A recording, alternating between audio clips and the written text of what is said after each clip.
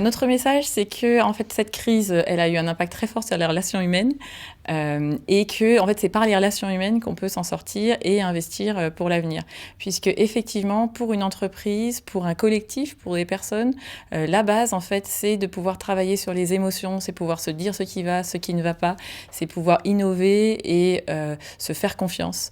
Et du coup, pour tout cela, en fait, c'est les managers qui sont en première ligne qui peuvent vraiment véhiculer cela, encourager cela. Pour ça, il y a des choses qui viendront de leur part, avec lesquelles ils arrivent, qui sont innées, mais aussi beaucoup de choses qui s'apprennent, qui peuvent développer en allant chercher du soutien aux besoins.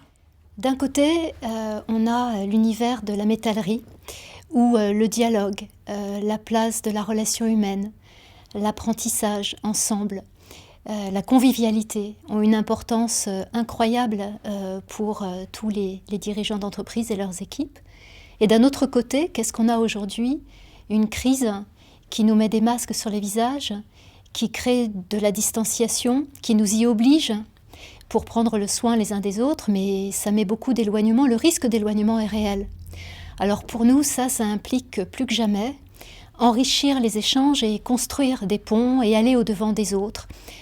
C'est encore plus nécessaire et ça a encore plus de sens. Par exemple, sur différentes thématiques, mais aider les managers à réfléchir et à dialoguer sur leurs forces et leurs axes de développement, favoriser l'apprentissage par le retour d'expérience, aider aussi les équipes à être à l'aise dans donner, recevoir du feedback.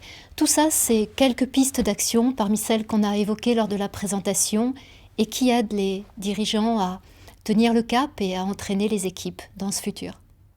J'entends partout parler de la crise Covid.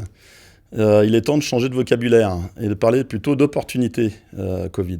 J'invite en fait plutôt les chefs d'entreprise, et entre autres de la métallerie, à sortir de chez eux, de surtout effectivement se fédérer, d'aller rencontrer les autres chefs d'entreprise et de s'appuyer les uns sur les autres pour essayer de trouver des solutions.